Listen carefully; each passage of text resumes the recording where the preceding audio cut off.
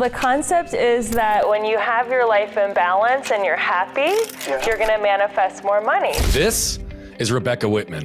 She's a loving and powerful woman who, above all, stands for joy, freedom, and abundance. As the author of How to Make a Six-Figure Income Working Part-Time, she has literally built a career from empowering other people, allowing them to transform their lives. The sole concept being that balance and happiness will attract more financial abundance. In this episode, we'll talk about Rebecca's 7 pillars of abundance and how by getting all of these areas in alignment, more opportunities will open up for you. So get comfortable and let's flip the lid with the magnetic abundance mentor herself. Enjoy. Welcome back, everybody, to Flipping the Lid. You know what we do here, and I just continue to be humbled by the incredible guests that we get. People that come into this world who are making huge impact and who are leaving impressions everywhere they go. Today, our guest is no different. She's an individual who's been through trials, who's been through tribulations, but today she's a success mentor. And having gone to Princeton University, she also has been one of the top-rated life coaches, business coaches by USA Today, and many other rankings. She shows up big in the world. She is always avidly on podcasts, normalizing discussions that normally are not had. So perfect fit for our show today. And Rebecca, I'm really looking forward to interviewing you, my friend. Thank you so much, Brian. I'm excited to be here. Well, the only question that I ask pretty much every guest is this. I introduced you based on the little I know about you, the few really amazing interactions that I've had with you. And obviously, I've also gotten the time to be able to spend with your incredible husband and partner as well. But who are you in your words? That is a great question to start with. I am a loving, powerful, free woman. And I stand for love, joy, freedom, and abundance. I love all of that. It's interesting the way that you even stated that. I really appreciate and love the intentionality with the words that you chose. But I would also love to call attention to why is it important to you in your self-descriptor to identify as a free woman? Because prior to doing the transformational work, I was not free. I was a people pleaser, and I would wrap myself into a pretzel to be who I thought you wanted me to be. And I didn't have freedom of self-expression, of authenticity. It was all about placing what other people thought about me ahead of what I thought about myself. As is the case with so many high performers that have dealt with some level of shame, and really those of us who learn to receive love, validation, and connection through performance. So yes. Give a little bit of perspective on even what you just had talked about, right? Tell us a little bit about where you came from and when you started to be able to identify that these were patterns that were existing in your life that you ultimately wanted to escape. Sure. Well, I grew up as the daughter of a psychiatrist, and the joke is that everybody has shoes but the cobbler's kids, right? So I was never asked how I felt. It was all about, did you win? By the time I was 8 years old, I was playing national level tennis tournaments, and I really thought it's not about feeling good, it's about looking good. I didn't even know what it meant like to feel good. I just thought life was about the doingness. And as I went on the journey of recovery and all kinds of coaching and therapy, I realized that it's more important to feel good than to look good. It's more important to be a human being rather than a human doing, because I had my first big spiritual breakthrough at 19. I actually had a nervous breakdown, somewhat of a suicidal cry for help. And I took a bottle of Tylenol cold medicine to catch the attention of my then boyfriend. And that was kind of when I discovered the 12 steps of Alcoholics Anonymous. And that's when my spiritual journey started. And that was a long time ago. That was in 1990. Wow. I want to sit with you for just a minute in some of the early years before that breakdown at 19. You said something really, really profound. And I loved even the analogy that you used with the cobbler's kids not getting shoes. And you were never asked how you felt. When was the first time you remember somebody asking you how you felt? That is such a good question. Probably not until 19 where I found the 12 steps. I don't think anybody ever asked me how I felt. Which is really interesting because so often, right? You've heard me say this as well. We all seek and desire four things, but the two we desire the most is to be seen and understood and connected at the deepest level, right? In those formative foundational years, as we're evaluating our sense of identity, who we're going to be in the world, how we're showing up, you have an individual in your house who has the expertise and the knowledge, at least from study and application, to be able to fully understand the human condition, right? At least from a psychological perspective that also involves emotions. Yet you were often put into a position where performance and winning was ultimately all that mattered.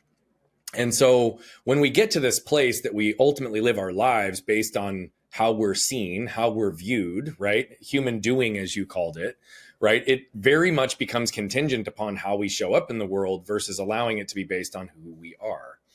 And it creates all of these underlying patterns, of which clearly we're going to talk about and unpack because you're very aware and clear on that.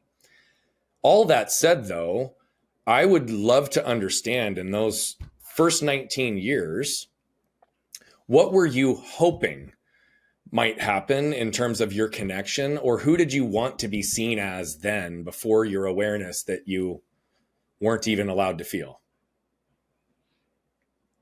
I think my whole life I wanted validation. I mean, when I was 3, they asked me, who did you want to be when you grow up? And I said, Ginger on Gilligan's Island, who was the movie star who was all about the glamour and the beauty and the external validation. So I don't know. I think I was too young and to even know what I wanted beyond the external validation, except I would say, the old saying, in vino veritas. And when I would get drunk as a teen, I would cry to my best friend and be like, don't they know who I am? I'm just a human being who wants love. So I think it really took drinking as a teen to realize that I wanted more than external validation. Which I would say is a very early observation and understanding. To be able to drink as a teen and then to have a kind of existential crisis at 19, right? Start to really be able to open up. I would tell you that that's earlier in life than many people are given the opportunity to recognize that the path they're on isn't the one that's going to serve them the best. And so when did you start drinking and when did you realize it was a problem? I started drinking when I was 14. I will never forget my first drink. I was at a Christmas party in I'm from Ohio, so in this cozy little decorated house, and everybody was having fun, and they were passing around trays of peppermint schnapps. And I had a couple shots, and as they say, I was wittier, prettier, and tittier. I just felt like my shyness and my natural, being a little reserved, fly away. And I was talking to everyone, having a great time. That was my first drink. And what was the question about the drinking? When did you realize it became a problem? Oh, when was it a problem? I didn't think it was a problem until, I guess, college, when I would pass out in the bathroom and wake up the next day on the toilet. Oh, wow. And be like, oh my God, I have been here for a while. That was really humiliating. It was more than a walk of shame, because I was I've been in the same spot for a couple hours. So then I decided to celebrate the fact that it was a problem. And we used to talk about, we want to worship the porcelain god, meaning we want to get to the point where we get so drunk that we have to throw up. Then it became I'm happy about it, and I was wearing Absolute vodka paraphernalia. I had a whole wall of my dorm. Remember that Absolute vodka campaign that was so artsy, all different kinds of Absolute vodka ads? I would save those and hang them on my wall. So then I was celebrating the fact that I had a drinking problem. And then it all came crashing down when my then boyfriend said, going out with you is scary because you pick your personality based on the last movie you watch and you have no sense of self. Oh, wow. And that is what led to that, like, cry for help, suicide attempt. And then that was my big spiritual awakening when I started to go to AA meetings. Wow. You know, it's interesting, this concept of alcohol, right? I think it's interesting to me that it's the only drug that people get publicly shamed for not consuming. Oh, yeah. That's a good Even point. though Never thought we of that. know that it doesn't serve really any purpose and other than to allow ourselves to feel more comfortable in some moments. Now, I enjoy the flavor and taste of a good beverage, but I also know firsthand, just like you described, I often drank to fit in. Yeah. I often drank to lower my own armor or attempt to lower my armor, at least in the times before knowing what that really meant and allowing me to have liquid courage. And ultimately, it would just take me further and further away from who I was and how I was operating and existing. And it took me a long time. I would tell you that I never identified drinking as a problem in my life. However, what I do know is that it was not additive in most situations. It actually was taking me further away. Yeah. And so for you at 19 to be able to have been brought some truth real time, man, that statement your boyfriend made to you, that I would love to just sit with that for 1 second. When that hit you, how did you experience hearing those words? How did it feel? And was there any reaction in the moment?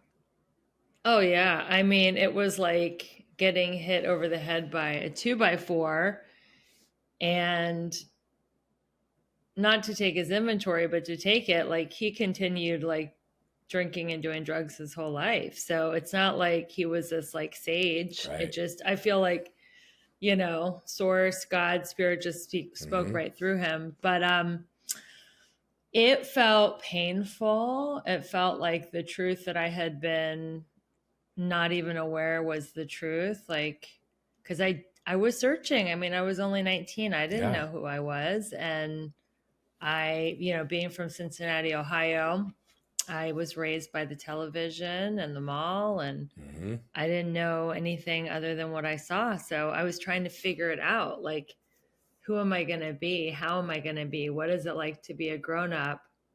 I didn't even realize you could have a sense of self at 19. Yeah. Well, and I think most people don't, right? I think there's a lot of people who are searching who don't know that they're even searching, because often people are living based on who the world has told them who to be versus who they are. And many don't wake up to that for a few years. That's why I say for you to be given if ever, in fact, that's the truth. I mean, a lot of the work that I do with individuals, sometimes even into their 70s, is unpacking the stuff that prevented them from being themselves their entire life. Right. Yeah. And I work with people in their 50s, 60s, and 70s that sometimes are living their life based on their terms for the very first time ever. Right. Yeah. And so in some ways, your path and trajectory was a little bit of a gift because you had an earlier awakening than many. Yeah. And so you've referenced going to AA, the 12-step program, starting to be able to see what this transformation looked like. And so that's where I'd like to start is, what were the biggest lessons you learned in the beginning part of that observation? And how did your actions and behaviors start to evolve to match more closely to who you wanted to become at that time? Well, I'll tell you, I had a sponsor who I recently reconnected with. She's no longer sober, but she gave me 2 gifts that really changed my life. The first gift was a business card, and it said Rebecca Whitman, manufacturer, and in parentheses it said of her own misery. So that epiphany was like, wait, I can frame my own reality. I am actually choosing to have this life of like victimization and self-pity. I can actually like choose a different way. And then that point was further delineated because every time I'd walk into the meeting, there were a bunch of young girls in their 20s in the meetings in Princeton, New Jersey. They would be like, the damsel in distress. It's so terrible. Like they would like make fun of my affectation of being this like completely distraught drama queen. So that was like, oh, wait, like I am creating this. I can do something differently with my reality than be like this victim and this drama queen all the time. Yeah. Were you even aware you were a victim until this time? No, I was not. And it's something that I've worked on my whole life. Even recently, like in 2019, I took this leadership course, and they basically call like your egoic self your nerd. Mm. And they're like, yeah, your nerd is like a victim. I'm like, what? Still? Like, I still have that victim-y side of me. So I have been really like, it's been a daily practice to not be in the victim mindset. So, in your own words, how do you describe the difference between being a victim in your life versus being able to fully own your life? Yeah, it's a great question. I like to call it from victim to victor. Okay. It is just knowing that nothing is happening to me, things are happening for me. It's about having faith that everything's happening for my highest good, that I'm exactly where I'm supposed to be. And it's not comparing myself. I mean, that's what causes me to go into victim mode, because I am like, well, I should be over there. I actually call it in my coaching program over thereism. Like, I see other people over there and they're famous or making more money or having more of whatever it is I think I want. And I want to get over there. And Yeah. if I keep putting my happiness over there, then I'm going to be a victim, and I'm going to miss out on all the beautiful things that are happening right here. So I equate, they call it like in the rooms, compare and despair, or comparing my insides to somebody else's outsides. Yeah. And society really encourages that, because everybody puts their highlight reel on social media and they're posing next to like private jets. And I mean, I know someone who did a whole video in a private jet. It wasn't even hers and it wasn't even in the air. You know what I'm saying? Like, people do that all the time. And I'm like, dude, how did you get to be in a private jet? And she goes, oh no, it was parked, and whatever. Like, but you don't even know what's really going on. Or like my first marriage, like we look like the ultimate happy power couple. And like, we would smile for the cameras and do like red carpet premieres and then like fight the whole way home. And like, it was awful. So you don't really know what's happening to other people behind closed doors.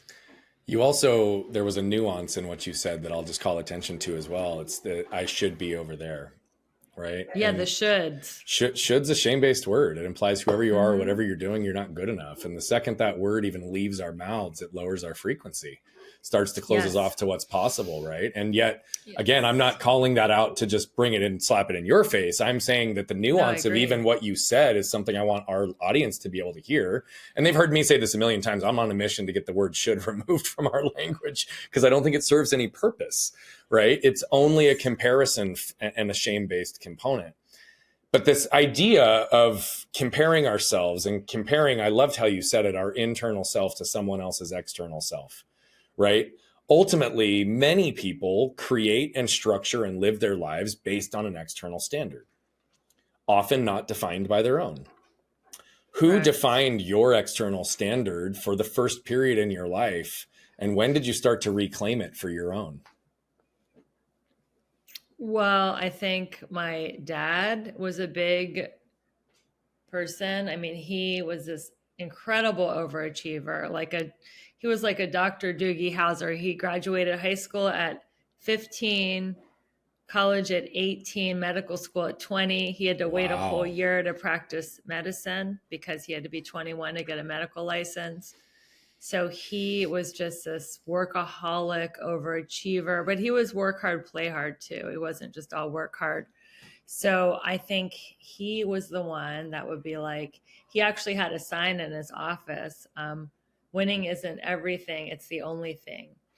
So it was, it was definitely his imprint. And then of course, like I said, TV and movies and just popular culture. Yeah. You talked about, obviously, in those early years, you wanting to have some level of validation, and you referenced, obviously, Gilligan's Island. You went on, in fact, to be an actress in Hollywood. And so, say that again, you tried? I mean, that's like my, I'm shitting on myself right there. I mean, I have 11 IMDb credits. I have been in like major TV shows like Friends, CSI, and 24, but because I wasn't like a series regular or a star, I'm like, that's why I say I tried. But yeah, I did. I went for it. Is that vision, is that dream over, or is it still something Yeah, you open yourself to? it's over. I mean, okay, if somebody threw a script at me, I wouldn't say no. I still have like, an agent. I'm still like in LA, so I'm still open to it, and it has to be the right role. So I turned down an audition that I didn't really think was that exciting. Like I won't be like in an industrial talking about like pet food ingredients. It has to be like something that's interesting and worth my time, because the work that I'm doing now, empowering women to go from burned out to balanced, beautiful, and abundant, it's very rewarding and fulfilling and exciting. And I don't want to just like pull myself away from that just for any acting job. It has to be something that I can really vibe with. Yeah. Well, I mean, I love so much, and we're obviously going to get to the element of what you're doing today, because much of what I believe brings our expertise, credibility into the world comes from our own experiences. So often people lean into a life of purpose or meaning because of what they went through, what they struggled with, what they had to overcome, and now are helping shorten the curve for other people. And so much of your life kept going down this path of either trying to find some level of validation, getting back to a level of ownership within yourself, and be able to continue to improve. But you also referenced like this lack of congruence that used to exist in your first marriage, for example, right? These things that would exist behind the scenes and that nobody would really necessarily know about, but we could have that external appearance that we still had it all together. And what I do appreciate about your story, as well as the way that you communicate about it, is yes, you had an early awakening at 19. But that also doesn't mean that you flipped a switch and everything just flipped the other direction. There was still an unwinding of patterns within your life. And so that's what I would like to understand is from the age of 19 until whenever, what was that middle portion of your life looking like? How was it shaping? And what was the turning point for you to fully lean into who you are today? That's a great question. So I was always a rebel. So right out of college, yes, I can't see that at all.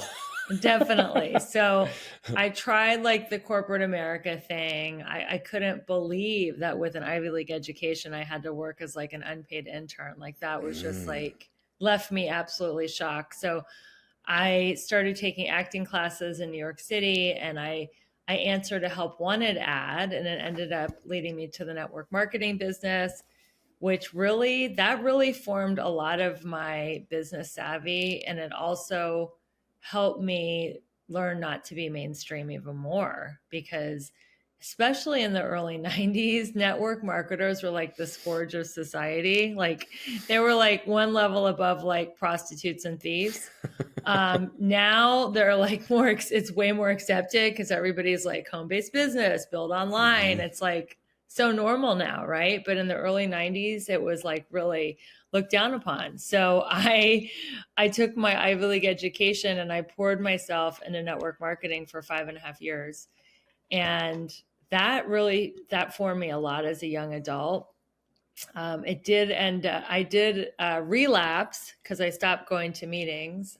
So that wasn't good. But when I was 19, I met this, and I'll give this as a gift to your listeners. This has been the biggest pivoting point in my development. I met this woman named Janet, and she said, Rebecca, I'm going to teach you how to write in a God journal. And she gave me some amazing journal prompts. Did you say God journal, G-O-D? God journal, G-O-D. Okay. They're just journal prompts that help you like reframe your day. And I continue to write in that every single day from like 19 up until present day. And I'm not going to give away my age, but let's just call it decades.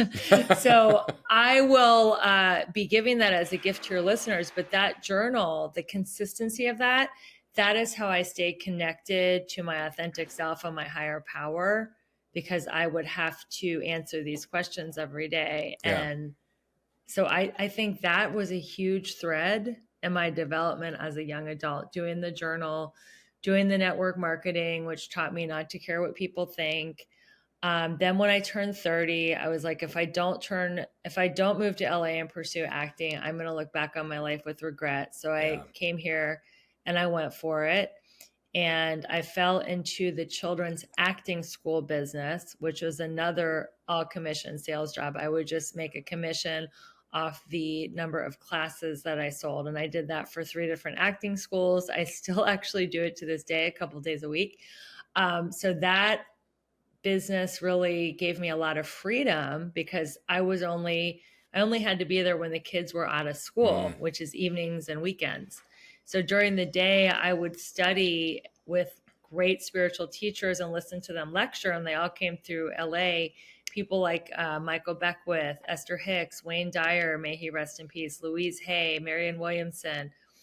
I studied a lot of personal growth. And I think that listening to these great thought leaders really helped me reframe my whole reality and step deeper and deeper and deeper into the truth of it's not about the outside stuff and the validation. It's about being authentic and my connection to the divine.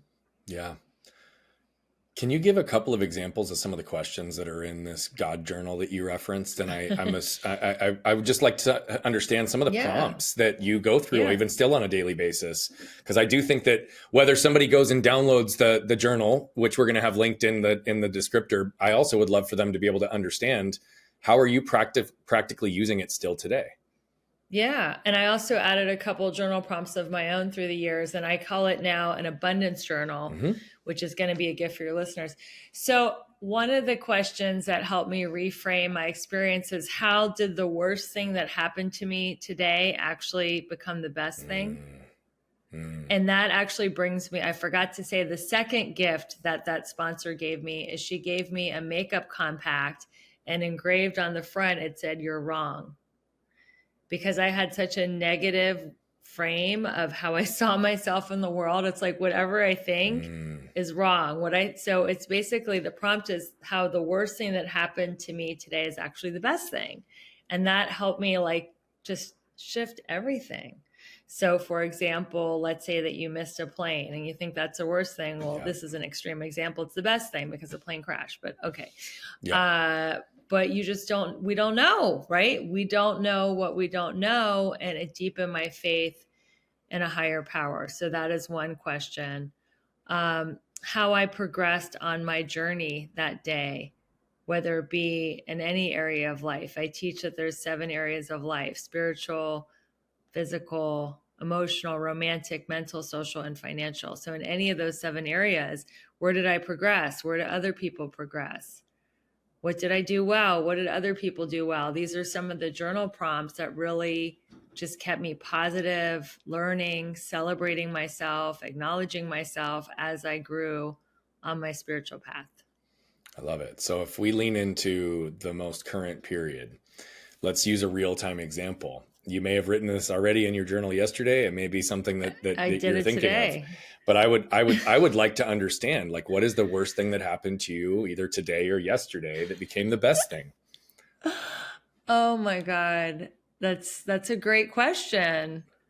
I would say the worst thing that happened that I wrote about is I have a new offer called Magnetic Influence, and it's about helping entrepreneurs like gain more visibility through being on my podcast and having an influencer shout them out and connecting them to my publicist so they can get some press. And I think it's like the best offer ever. And I said it's the worst thing because nobody has enrolled in this offer in the whole month of March. And now we're at the end of March and I'm like, WTF, right? Yeah. So how is that the best thing? That's a great question. I don't even remember what I wrote. That is the best thing because I know that it's a numbers game. I know it's a great offer. And it's like,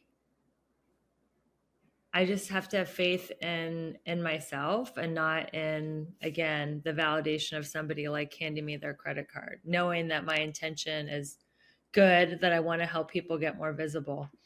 And I only pick people to be visible that I believe in. So yeah, I would say that's something that I probably wrote about today. Okay. Because it's like whatever is stuck in my craw is the worst thing. And then I help myself to flip it over and make Yeah. it the best thing. It's not Well, I mean, easy. it's also a shift from victimhood to, as you call it, victor, right? Victim to Yes. victor, because to utilize a framing from one of our mutual friends, David Meltzer, some of the language that I use that he also does is this concept of, I used to believe I was constantly being tested, when in reality I was being protected and promoted. Right. And Yes. I and like and that. that That's slight good. shift in nuance is the same tone, same lens. It's really about, how do we recognize, to your point exactly, that these things are happening for us and not to us, and allows us Exactly. to be able to try to recognize and separate in those current moments between the future impact or opportunity that we may not even have knowledge or awareness on yet. Right? These things could be happening. I mean, you made a joke when we first started recording, because we've had to reschedule this a couple of times because there were some internet issues and there was some storms and there was, right. And you were like, I'm sitting right next to it today because we're going to make this happen. But on the same token, right, I look at it and say, look, the universe probably wasn't ready for our energetic exchange and for this conversation yet. Otherwise it would have happened. And so that's what I'd like to understand in this whole process for you. Where did the shift or understanding of surrender start to play a role in your life? When I was 19, when I All worked it, the steps, that was the third step. I used to call my higher power Dr. O for divine right order. So Okay. that All was right. that's when I had the realization that there's a divine right order. And I like to say now I'm in the action business and God is in the results business. But the concept of surrender, even though I have to do it sometimes like once every 5 minutes, I first was introduced to it when and when I was 19, because I worked the third step, made a decision to turn our life and our will over to the care of a higher power. So that is, and it's just been a discipline. Just because I know I can surrender doesn't mean I do it every day. Or so that's why it's like a daily practice. Yeah. If you look back on your journey, what was the deepest or darkest moment that taught you the greatest lesson in your life? So to flip that question, what's the worst thing that you perceived ever happened to you that ended up being the best in your life? What is it? And what was the lesson you extracted from it? Oh man. Well, my dad was dying at the exact same time as my marriage was unraveling. And I would fly back and forth from LA to Ohio. In LA, my then husband refused to move out. So I was, living on pins and needles there because he didn't want to be divorced and I did. So there was a lot of like fighting and yelling. And then I would go from that, like from the pot to the frying pan of visiting my dad in a nursing home and watching like this hero of mine. Like I said, he's an overachiever, alpha male, like just decay and decline right before my eyes to the point where he couldn't even move in a bed. Those two things, like going like from darkness to darkness like that, like almost broke me. And that's actually why I wrote my book, because it was the hardest year of my life. And the two events culminated within 72 hours. My dad's funeral was on a Wednesday and my divorce was finalized on a Friday. So but Friday night, I was speaking at a meeting. And that year I was sitting across the desk from my financial planner and he said, Rebecca, I know you've had a really hard year emotionally and you lost your dad in your marriage, but this is your best year financially. And through your stocks and your real estate investments and everything, you've become a millionaire. And that is what you should write a book about. And I was like, wow. So yeah, it would be very dark, but I knew how to keep my vibration high enough to keep showing up through working out, through prayer, meditation, going to a lot of 12-step meetings, women's meetings. I knew what to do to not let myself like fall into like depression or become dysfunctional, but it was hard. And I didn't know when these events would end because, it was like a total drain on my bank account, and it was scary because I worked in all commission sales. So I was paying for my lawyer, his lawyer. He was suing me for spousal support. I didn't know the bottom of that financial pit. I didn't know the timeline, and I didn't know when my dad was going to die. It was like just all this being ambiguity. It was I was like in a tunnel of darkness, and I just kept walking through it. Yeah. And it ended. People would tell me it's going to end, that like you'll get to the other side. I'd be like, when? You mentioned you knew how to keep your vibration high enough. Yeah. And I've heard many people talk about frequency and vibration. I do all the time. Mm-hmm. I find that everybody has a different way for describing it and how they measure it within their own world. And so help us understand a little bit how you define frequency and vibration, and how do you stay aware enough within yourself to recognize when your frequency or vibration is lowering in a way that's not going to serve you? Mm-hmm. I describe vibration as the output that you put out to the universe, and what increases or decreases your vibration is the negativity or positivity of your words. So all words have a vibration, and they're kind of like a boomerang that you're throwing out to the boundaries of the universe, and you get that word or that thought back tenfold, whether negative or positive. So there's scarcity or abundance. I call myself the magnetic abundance mentor. That's my title. So scarcity is not enough. There's not enough love. There's not enough money. There's not enough time. There's not enough attention. There's not enough comments. There's not enough energy. The abundance is there's more than enough of whatever I want. There's more than enough time. There's more than enough energy. There's more than enough love. There's more than enough, whatever it is, likes, love, comments, money. There's just more than enough time. Like, so how I feel when I'm going down is I get angry, not only with other people, but myself. Like I get annoyed. I get impatient. Like, this is not happening fast enough. Like whatever it is I want, I don't care if it's sitting in line at a grocery store or being in traffic or reaching a sales goal. I'm just like, it's not happening fast enough. It's impatience and frustration that are the two signs that my vibration are lowering. Yeah. And once you identify it, whether it's today or what you were doing back then, what is your go-to to raise your vibration once you sense it slipping? Affirmations. Okay. So whatever it always is. In the words. Okay. It's in the words. Also movement. So the best thing is putting movement to affirmations. So when I exercise, I actually combine that with the affirmations and I also visualize. So that's really like my go-to. So let's say, I am enough. I have enough. I am willing to set myself free. That's one of my favorite affirmations. So I say them while exercising, while moving my body. Also, a gratitude list is a huge thing, and a surrender list. A lot of people teach gratitude lists, but I actually teach a surrender list. So those are all tools that can raise my vibration. And since I had you on my podcast, Brian, I've been doing that 4 breaths in, 4 breaths out. Breathing to guided meditation. It's not like a go-to yet, like it is for you, but it's something that I have been incorporating to raise my vibration. I love that. Music, that's a big thing in raising my vibration. Well, one of the things I love about music is you literally feel the vibration, right? Yeah. And that what I love about utilizing all of what you just talked about is you're really leveraging kind of natural learning as well. Because our bodies ingrain and learn more when we're in movement and we have multiple elements of ourselves connecting to it. So the visualizations, the physical movement, the voice actually stating it out loud or in your head is real. Even something as simple as, you're familiar with ohms, right? Ohms, it's all about getting the vibration dialed in within yourself.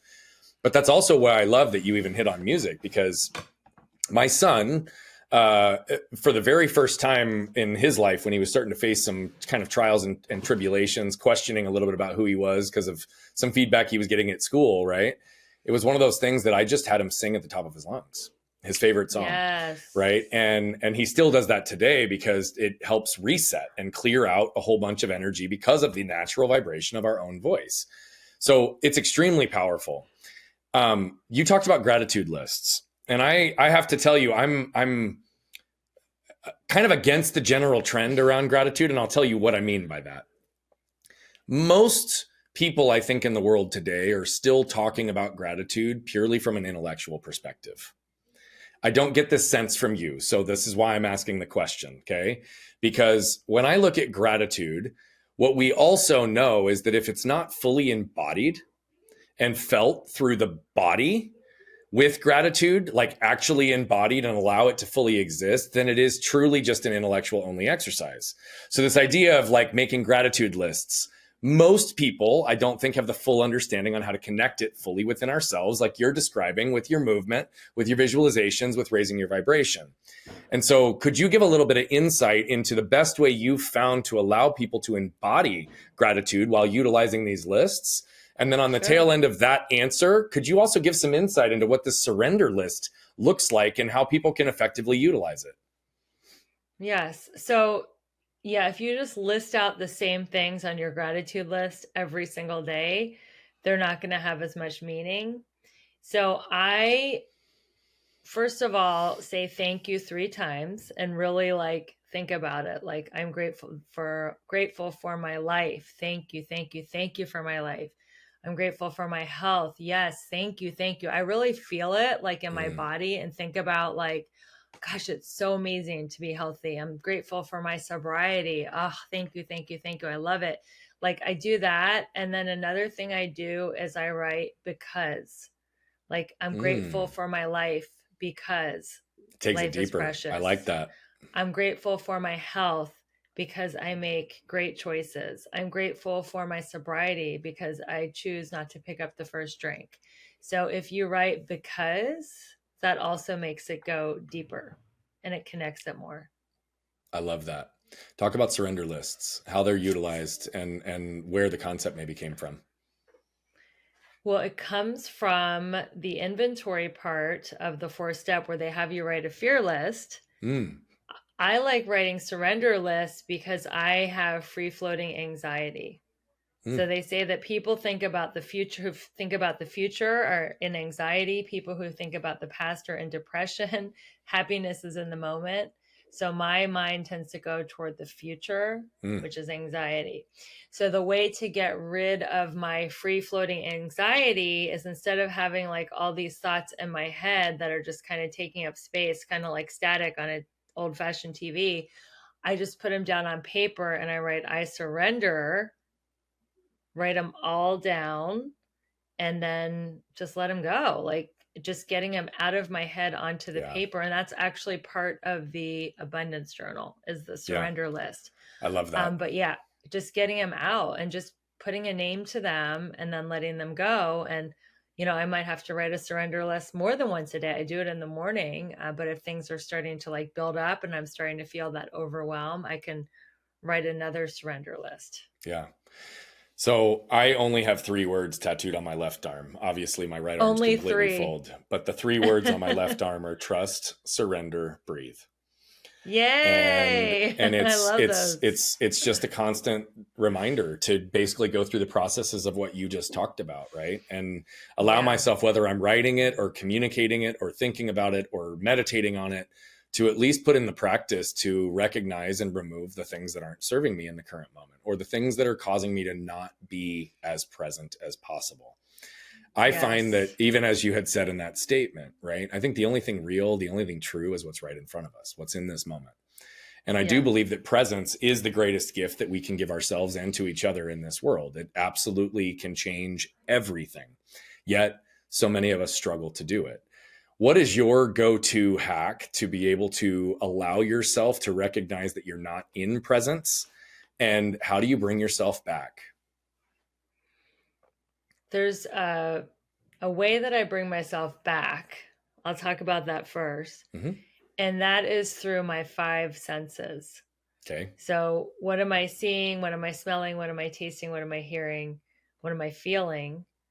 If I can get back into my senses, I can get into the moment. If I'm so out of the present moment, I'm spinning. It feels like my mind is like out of control, and it's like it just feels like it's racing, and it's like, okay, wait. I need to stop. What am I doing? Where are my feet? What am I looking at? What am I listening to? Feel the fabric of my clothes. Like that gets me back. And then once I'm back in the moment, I just say, what is my next indicated action?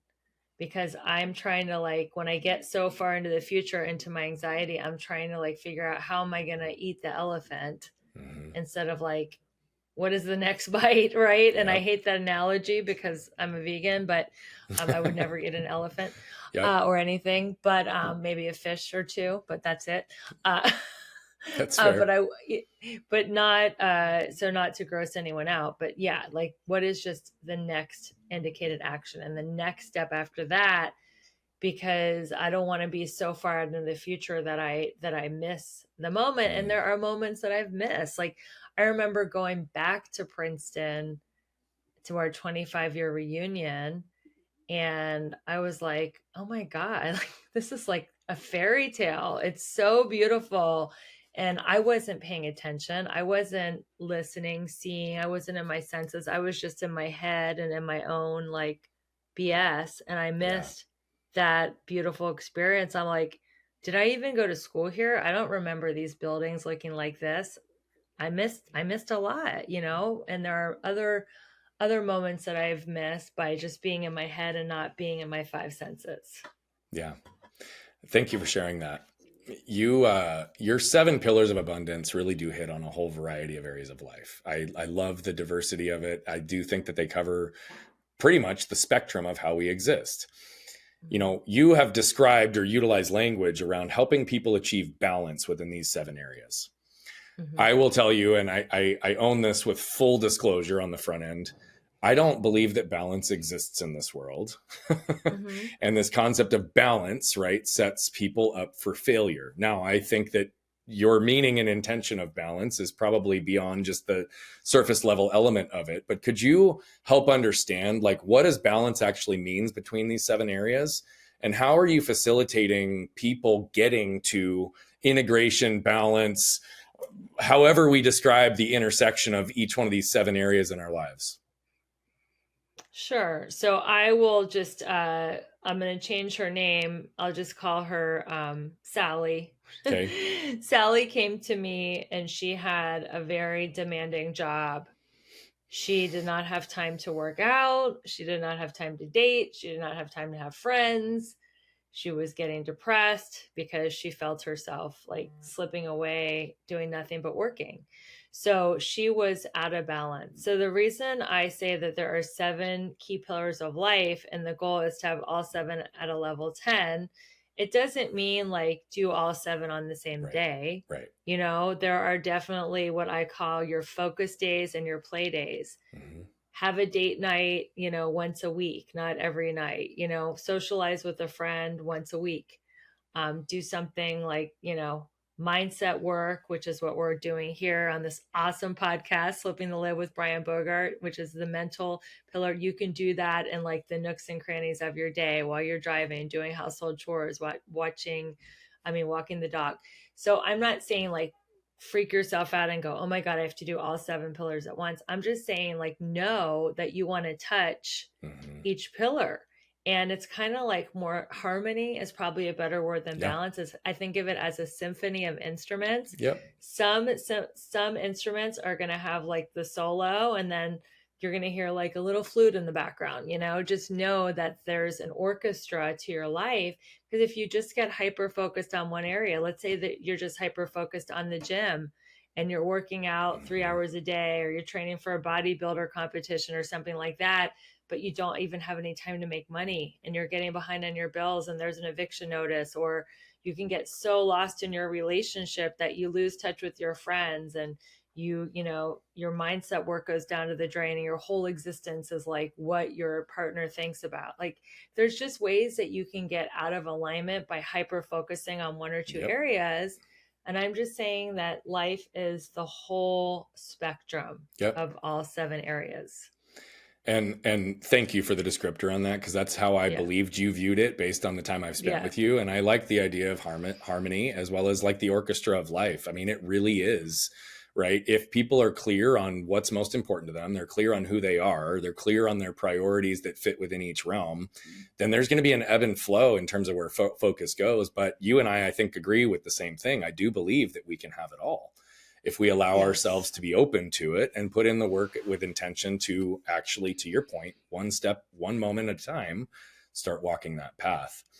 You have a specifically stated goal and focus to help women in particular. So though you're a speaker and an author, media personality, and you impact people everywhere you go, there's a particular niche focus for you and women. I could have an assumption as to why, but I don't ever like to assume. Why the specific focus on women, and what is the role that you see playing in helping elevate women in general within our society and world? Nobody's asked that, and I've been on like 150 podcasts. I want to help everybody, which is why I go on podcasts, stages, media. I do think everybody can find alignment within these 7 key areas of life. The reason why I want to help women is because they need more empowerment than men.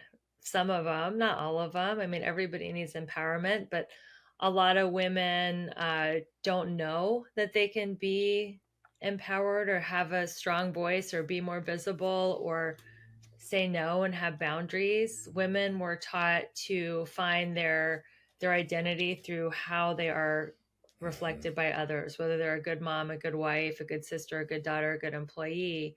So I am wanting women to shatter all that, which is why I said freedom is an important quality to me in our first 5 seconds of this interview, and to free them from the shackles of society and from the shackles of what other people think, and just give them some of the journey that I've been on where I found my own voice and my own power.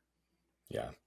Thank you for clarifying all of that as well. I do think that we're going to see a big shift, hopefully, in this next decade that's going to further alleviate and promote women in a different level. I will say, as a husband of a unbelievably strong, independent, and capable woman that I like to celebrate frequently, and as a father of a daughter, I don't in any way mean this political, and I don't go down politics or religion, but I do struggle in a world where my daughter has perceivably less rights than my wife did at her same age because of where we're at. And in so many cases, this I hope is a chance for us to see what's possible and start to come together to create more freedom for everyone, but with a particular focus with women, because our society would crumble without our female counterparts.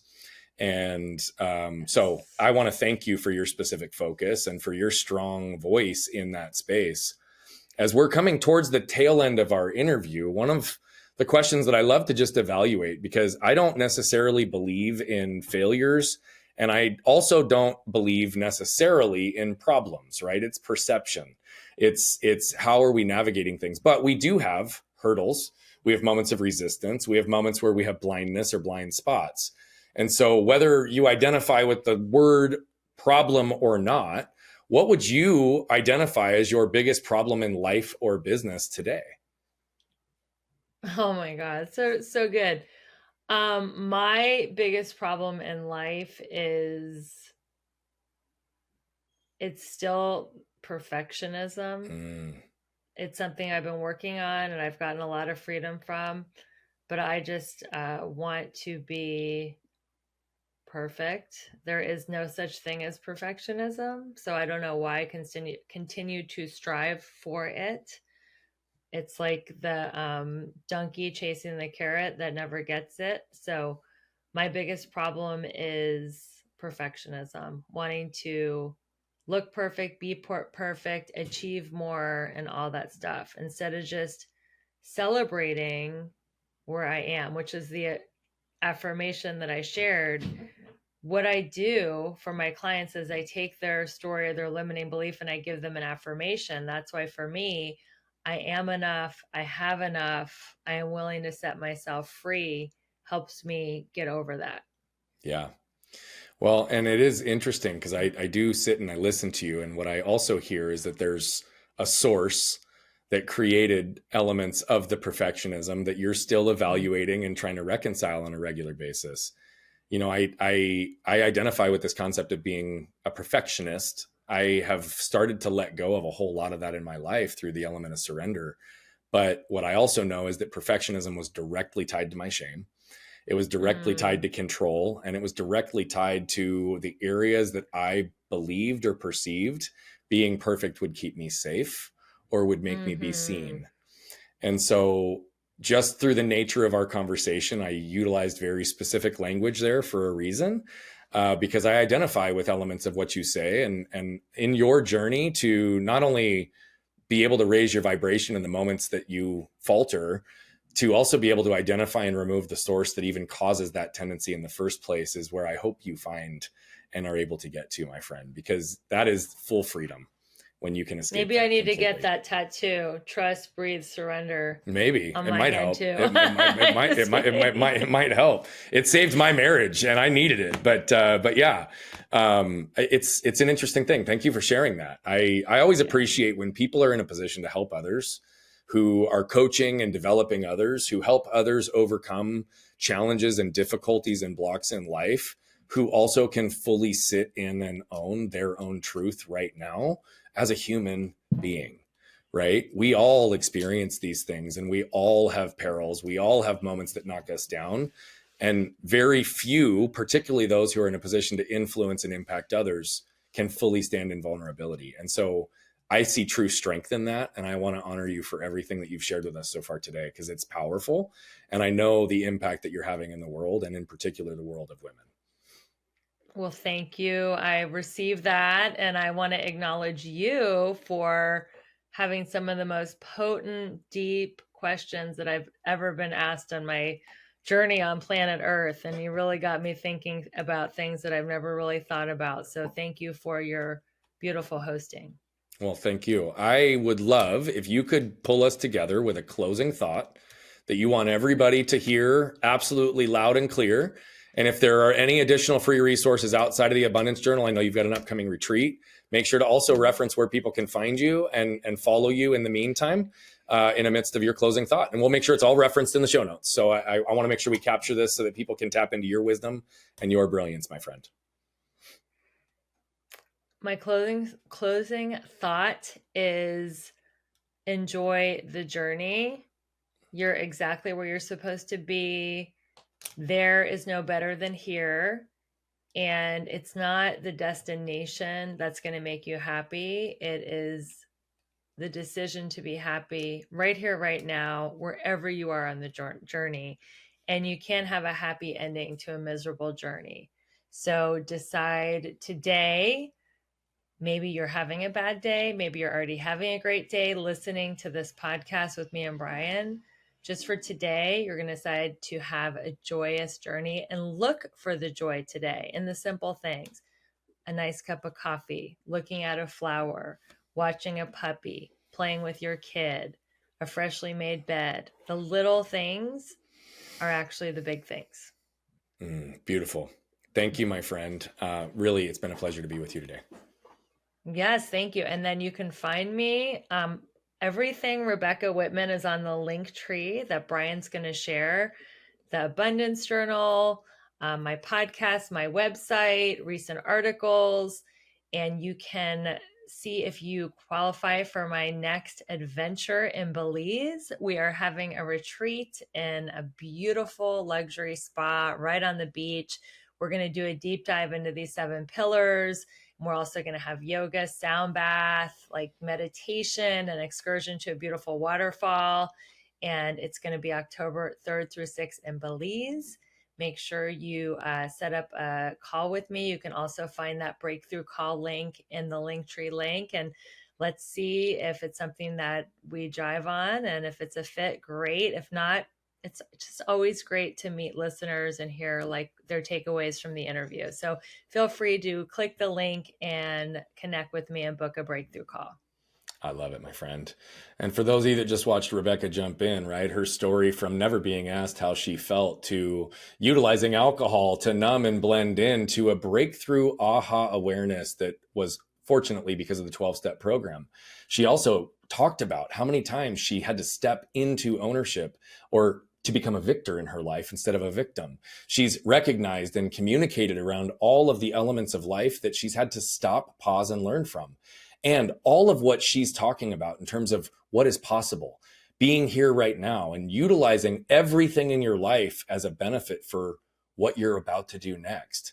It's all about bringing yourself into abundance and utilizing some of the tools that she outlined to raise your vibration, both intellectually, emotionally, and through physical practice.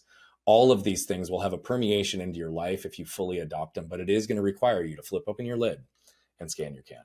What you can probably tell by now is that I love telling these stories, but what I love even more is the impact that's coming from them. You see, we're on a mission to impact over 1 billion lives as quickly as possible, but to do that, we need you. See, we believe that moved people move people.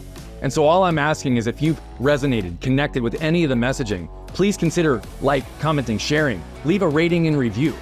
Thank you so much for tuning into Flipping the Lid. And if you want more information on the show, how to become a guest, how to recommend a guest, or any of the other details, head over to flippingthelid.com. We'll see you there.